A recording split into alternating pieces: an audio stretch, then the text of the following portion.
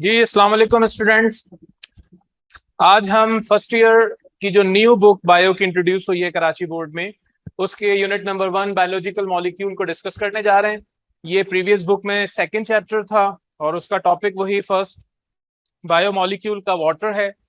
उससे पहले अगर हम बात कर लें कि फेडरल बोर्ड में भी या पंजाब और केपी के बोर्ड में की भी बात की जाए, उसके अंदर भी यही सेकंड चैप्टर ही है फर्स्ट ईयर बायो का। और अगर हम ए लेवल की बात करते हैं तो वहां भी ये ए एस के अंदर सेकंड चैप्टर है और उसमें भी ये वाटर का टॉपिक इसी तरह से उन्होंने लिया है। तो सबसे पहले हम बात करते हैं कि जो बायो मॉलिक्यूल्स की बात हो रही है, लिविंग थिंग की अगर हम बात करें तो उसके अंदर तकरीबन हमें जितने भी लिविंग ऑर्गेनिज्म नजर आ रहे हैं वो तमाम सेल से बने हैं। और हम जानते हैं कि cell is a basic structural and functional unit of life. All organism are made up of cell.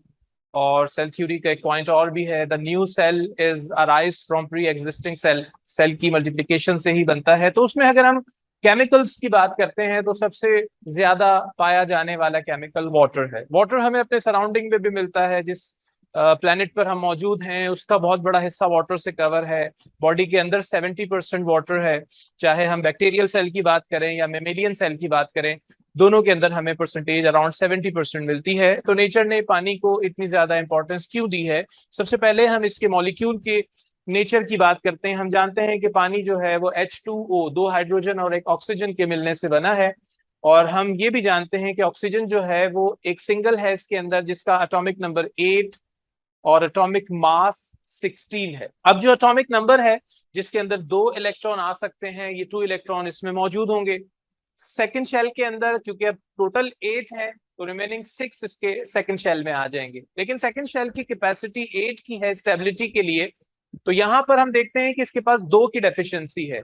और दूसरी तरफ अगर हम हाइड्रोजन की बात करते हैं तो इसके पास 1 इलेक्ट्रॉन है और एक ही इलेक्ट्रॉन अगर पहले शेल में आ जाता है तो वो शेल अनस्टेबल है। तो इस तरह से ये अनस्टेबल शेल हमें नजर आ रहा है। तो अगर हम स्टेबिलिटी की बात करें तो दोनों एटम हमें अनस्टेबल नजर आ रहे हैं। और स्टेबिलिटी के लिए हम देखते हैं हमारे सराउंडिंग में जो एलिमेंट आपस में मिलके बॉन्डिंग कर रहे होते हैं, चाहे वो कोवेलेंट हो या आयनिक बॉन्डिंग हो, तो यहाँ जो बिहेवियर नजर आ रहा है उसमें ये कोवेलेंट बॉन्ड करता है, मीन शेयरिंग ऑफ इलेक्ट्रॉन की बात होती है। तो ये वाला ऑक्सीजन का मॉलिक्यूल अगर हम यहाँ रख के देखें तो इसके पास आखिर में जो 6 इलेक्ट्रॉन थे उसमें एक हाइड्रोजन ने इसके साथ शेयर किया। हाइड्रोजन का जो अब फर्स्ट शेल है वो कंप्लीट नजर आ रहा है क्योंकि जो शेयरिंग इलेक्ट्रॉन ऑक्सीजन का था और इसका अपना, तो ये 2 इलेक्ट्रॉन इसके पास हो गए। सिमिलरली दूसरा एक हाइड्रोजन भी आ जाता है, वो भी शेयर कर लेता है। तो इस तरह से हाइड्रोजन भी स्टेबल हो गया और ऑक्सीजन के पास भी लास्ट शेल के अंदर 8 इलेक्ट्रॉन हो गए। लेकिन हम जानते हैं कोई भी एलिमेंट जब किसी के साथ शेयरिंग करता है तो जो शेयरिंग पेयर ऑफ इलेक्ट्रॉन होता है वो उसके न्यूक्लियस के अराउंड रिवॉल्व कर रहा होता है। अब यहाँ पर भी रिवॉल्विंग हमें नजर आ रही है।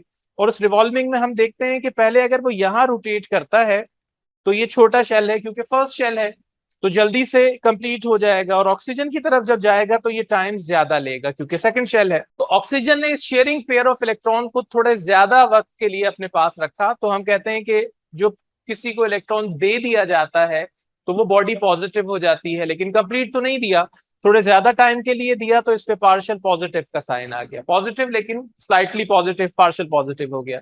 और ऑक्सीजन ने ये इलेक्ट्रॉन का पेयर थोड़े ज्यादा टाइम के लिए रखा था तो ये पार्शियल नेगेटिव साइन के साथ नजर आ रहा है। तो इस बिहेवियर की वजह से हम देखते हैं कि पानी के मॉलिक्यूल पर 2 पोल्स बन जाते हैं जिन्हें पोलर मॉलिक्यूल कहा जाता है। तो पानी के इस पोल की वजह से इसे डाइपोल मॉलिक्यूल या पोलर मॉलिक्यूल कह रहे हैं हम। अभी वजह समझ में आ गई कि ये पोलर मॉलिक्यूल क्यों बना। अब हम देखते हैं कि अगर पानी के मॉलिक्यूल्स किसी भी जगह पर हमें ज्यादा नजर आते हैं और उसका वो बिहेवियर भी हमें नजर आ रहा है जिसकी वजह से हम कह रहे हैं कि ये पॉजिटिव और नेगेटिव है। तो अब अगर मॉलिक्यूल एक दूसरे को अट्रैक्ट कर रहे हैं पॉजिटिव और नेगेटिव की वजह से, जैसे ये ऑक्सीजन इस हाइड्रोजन को अट्रैक्ट कर रहा होगा क्योंकि ये नेगेटिव है, ये पॉजिटिव है। ये ऑक्सीजन इस हाइड्रोजन को, ये इसको। तो ये जो मैंने डॉटेड लाइन से बॉन्डिंग रिप्रेजेंट की है इसको हाइड्रोजन बॉन्ड कहा जाता है। हाइड्रोजन बॉन्ड गो के बहुत ज्यादा स्ट्रॉन्ग बॉन्ड नहीं है, अट्रैक्शन की वजह से बॉन्ड बना है, लेकिन फिर भी ये मॉलिक्यूल्स को बाइंड करके रखने में हेल्प करता है। मॉलिक्यूल एक दूसरे से इस बॉन्डिंग की वजह से जुड़े हुए हैं तो इसको हाइड्रोजन बॉन्ड कहा जाता है और ये पोलर नेचर होने की वजह से है। अब हम देखते हैं कि जो पानी के मॉलिक्यूल की इंपॉर्टेंस है, बुक ने डिफरेंट हेडिंग के साथ क्लियर किया है। तो सबसे पहले हम यहाँ देख रहे हैं कि पहली हेडिंग जो हाइड्रोजन बॉन्ड के हवाले से हमें नजर आ रही है, कोहेसिव और एडहेसिव होना। कोहेजन और एडहेजन कुछ फोर्सेस हैं, पहले उनको क्लियर कर लें कि अगर किसी कंटेनर में हमने कोई केमिकल रखा हुआ है और वो केमिकल के मॉलिक्यूल्स आपस में बाइंड हुए हुए हैं हाइड्रोजन बॉन्ड की वजह से, तो उस बिहेवियर को कोहेजन बिहेवियर कहा जाएगा, कोहेसिव फोर्स कहा जाएगा, जिसकी वजह से वो जुड़े हुए हैं। और अगर वो मॉलिक्यूल कंटेनर की वॉल के साथ भी जुड़ जाते हैं, चिपक जाते हैं, तो उसको अडहेशन कहा जाता है और इस फोर्स को एडहेसिव फोर्स कहा जाता है। तो हम देखते हैं कि पानी अगर हम किसी बर्तन में डालते हैं, बीकर हो, कोई कंटेनर हो, कोई बॉटल हो, कोई और आपने इस्तेमाल की हो चीज जिसकी दीवारों से पानी का आपको चिपकना या उसकी दीवार का गीला होना महसूस होता है, तो उसको अडहेशन कहा जाता है। और पानी के मॉलिक्यूल आपस में जो जुड़े हुए होते हैं वो उसको कोहेजन या कोहेसिव अट्रैक्शन कहा जाता है। तो ये जो पानी का बिहेवियर है ये बहुत इंपॉर्टेंट है, क्योंकि पानी, अगर हम अपनी बॉडी की बात करें, एक मेमेलियन बॉडी की बात करें, तो खून की जो हम परसेंटेज देखते हैं उसके अंदर बहुत ज्यादा अमाउंट में पानी है। और हम ब्लड के बिहेवियर को ये देखते हैं कि वो बॉडी में सर्कुलेट करता है और ट्रांसपोर्ट कर रहा होता है। तो ये जो ट्रांसपोर्टेशन की बात हो रही है उसके अंदर उसका कैपिलरीज या अदर वेसल्स में आर्टरी और वेन्स की बात करें तो उनके साथ जो अट्रैक्शन है वॉल के साथ वो अडहेशन हो जाएगी, और जो मॉलिक्यूल आपस में बाइंड हुए में है वो कोहेजन हो जाएगी। तो ये जो बिहेवियर है पानी का, ये बॉडी में सर्कुलेशन में बड़ा हेल्प करता है। अगर हम प्लांट की बात करें तो नीचे जाइलम से पानी जो ऊपर तक आता है, तो वो आपस में भी जुड़े हुए हैं कोहेशन फोर्स से, ताकि वो अदर सब्सटेंसेस को भी ऊपर लेकर आए।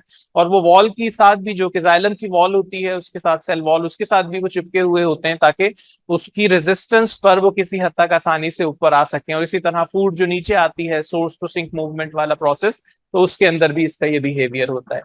फिर हम देखते हैं कि सेकंड जो हेडिंग है वो है high specific heat. Specific heat से क्या मीनिंग है कि किसी भी बॉडी के टेम्परेचर को 1 डिग्री तक ऊपर ले जाने के लिए जो हमें हीट प्रोवाइड करनी है। जैसे सपोज के एक बॉडी है जिसका टेम्परेचर 15 है डिग्री सेल्सियस में, और मुझे उसको रेस करके 16 डिग्री सेल्सियस पर लेकर आना है, तो वो अमाउंट जो मैंने हीट का इसको दिया इस टेम्परेचर के रेज होने में, उसे स्पेसिफिक हीट कहा जाता है। और ये डिफरेंट केमिकल की डिफरेंट होती है। तो पानी की जहां बात की जाए तो वाटर का जो टेम्परेचर का 1 डिग्री पर चेंज होने का बिहेवियर है वो ज्यादा है। नॉर्मली अगर हम देखते हैं कि मैंने एक बीकर में पानी लिया और उसको किसी बर्नर पर रखा, तो वो जो रूम टेम्परेचर पर पानी का टेम्परेचर सपोज 20 था या 21 था, तो अब उसको 22 होने में, 23 होने के अंदर जो 1 डिग्री का चेंज लाने के लिए मुझे हीट देनी है वो बहुत ज्यादा देनी होती है। तो ये जो ज्यादा हीट हम बात कर रहे हैं, ये अगर हम अदर लिक्विड में देखें, पेट्रोल की बात करें या केरोसिन ऑयल की बात करें या बेंजीन की बात करें या और किसी लिक्विड की, वो कम होती है एज कम्पेयर टू वाटर। तो वाटर का ये जो बिहेवियर है इसकी वजह से भी नेचर ने इसको बहुत ज्यादा रखा है, क्योंकि हमारी बॉडी में एक्सोथर्मिक एंडोथर्मिक रिएक्शंस हो रहे होते हैं, और ये इस हवाले से बहुत इंपॉर्टेंट है। सेकंड है हाई हीट ऑफ वेपराइजेशन। किसी भी लिक्विड का वेपर फॉर्म में कन्वर्ट होने के लिए जो हीट की डिमांड होती है वो बहुत ज्यादा पानी की है। अगर हम पेट्रोल को रूम टेम्परेचर पर रखते हैं तो वो क्विकली इवेपोरेट हो जाता है, अगर पानी को रखते हैं तो वो टाइम लेता है। अगर मैं दो लिक्विड में डिप करके किसी कपड़े को सुखाता हूं तो हम देखते हैं कि पानी में गीला हुआ हुआ जो कपड़ा है वो बहुत देर में सूखता है एज कम्पेयर टू अगर मैं पेट्रोल में डिप करके उसको बाहर डालता हूँ। पेट्रोल नॉर्मली रूम टेम्परेचर पे तो लिक्विड नहीं होता, वो प्रेशराइज करके लिक्विड किया होता है। या और किसी भी लिक्विड की हम एग्जांपल ले सकते हैं कि जब उसकी वेपराइजेशन की बात की जाती है, सरफेस से उसके पार्टिकल का गैसियस फॉर्म में स्केप होने की बात की जाती है, तो पानी का ये जो बिहेवियर है ये बहुत ज्यादा है, इसको ज्यादा हीट रिक्वायर्ड होती है। हम जानते हैं कि पानी अगर बॉयल करने पे जाए तो वो 100 डिग्री सेल्सियस तक हमें उसको ले जाना होता है, जब उसकी सरफेस पर जो बॉइलिंग इफेक्ट आता है जिसके साथ स्कैपिंग ऑफ पार्टिकल्स हो रही होती है, तो ये बिहेवियर ज्यादा है। फिर जो हाइड्रोफोबिक एक्सक्लूजन की बात हो रही है, ये बड़ा इंपॉर्टेंट बिहेवियर होता है, क्योंकि अगर हम ऑयल की बात करते हैं, हम एज ए ह्यूमन अगर फूड के इंटेक की बात कर रहे हैं, तो उसमें ऑयल सब्सटेंसेस भी हैं, फैट जिसको लिपिड कहा जाता है, और वो हाइड्रोफोबिक मॉलिक्यूल है, वाटर रिपेलेंट मॉलिक्यूल्स जिन्हें कहा जा सकता है। तो वाटर का मॉलिक्यूल जब अपने पोलर बिहेवियर की वजह से उनके साथ रिएक्ट करता है, तो उनको ड्रॉपलेट्स की फॉर्म में ले आता है, और वो डिसॉल्व होने में बड़ा उसको इंपॉर्टेंट रोल, जिसको हम एमल्सिफिकेशन भी कह रहे होते हैं। तो जो वाटर का ये वाला बिहेवियर है हाइड्रोफोबिक के साथ नेचर वाला, तो हम देखते हैं कि अगर किसी पानी के साथ ऑयल को सरफेस पे डाला जाता है, तो सरफेस पे ड्रॉपलेट की सूरत के अंदर अपीयर हो रहा होता है, तो ये इसका बिहेवियर होता है। फिर उसके बाद आयनाइजेशन ऑफ वाटर की बात की जा रही है कि अगर हम बात करते हैं पानी के मॉलिक्यूल को ब्रेक करने की, तो जब पानी के मॉलिक्यूल को स्टेबिलिटी पर हम देखते हैं और हम इसकी पीएच इस टाइम पर काउंट करते हैं, तो ये 7 पीएच मीन के ये न्यूट्रल काउंट होता है।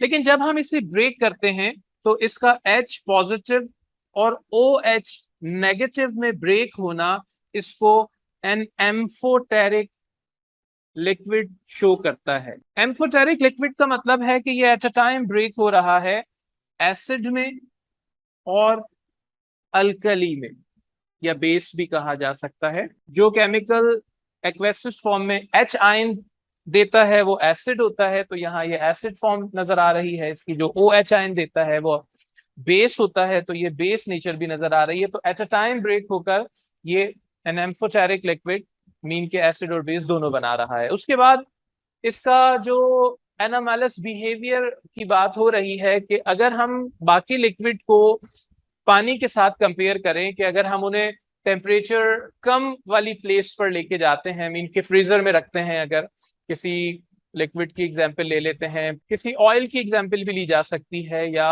बेंजीन की बात कर लें, या अल्कोहल की एग्जांपल ले लें, तो अगर हम इन्हें फ्रीजर में रखते हैं और जब ये फ्रीज होने लगते हैं, तो हम जानते हैं कि ये मॉलिक्यूल्स करीब आते हैं, इनकी काइनेटिक एनर्जी कम होती है और ये जुड़ना शुरू हो जाते हैं। लेकिन पानी का एक बिहेवियर ये है कि एक तो पानी सरफेस से जमना शुरू होता है और ये 4 डिग्री तक इसके मॉलिक्यूल करीब आ रहे होते हैं, और 4 से लेकर 0 डिग्री तक ये मॉलिक्यूल इस तरह से एक्सपैंड होना शुरू होता है।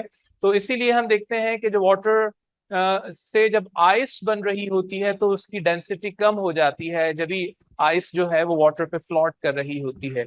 या हम अगर किसी बॉटल के अंदर वाटर को रखते हैं, तो वही मैंने बताया अभी कि 4 डिग्री तक कम आते आते ये श्रिंक होगा और 4 से 0 तक एक्सपेंड करेगा। इसलिए जो शीशे की बॉटल्स फ्रीजर में रखी जाती हैं वो फट जाती हैं, या जिन इलाकों में टेम्परेचर माइनस में जाता है वहां पर जो वाटर के पाइप्स होते हैं वो ब्रेक हो जाते हैं, क्योंकि वाटर एक्सपेंड करता है 4 से 0 डिग्री तक। एनामोलस बिहेवियर है वाटर का, ये भी बड़ा इंपॉर्टेंट है, जिसकी वजह से हम अपने सराउंडिंग में देखते हैं कि जो सी वगैरह हैं वो जब जाते हैं तो सरफेस से आइस बन जाती है, लेकिन अंदर उसका वो लिक्विड ही होता है, जिसकी वजह से जो इंटरनल ऑर्गेनिज्म है वो उसके अंदर महफूज रहते हैं।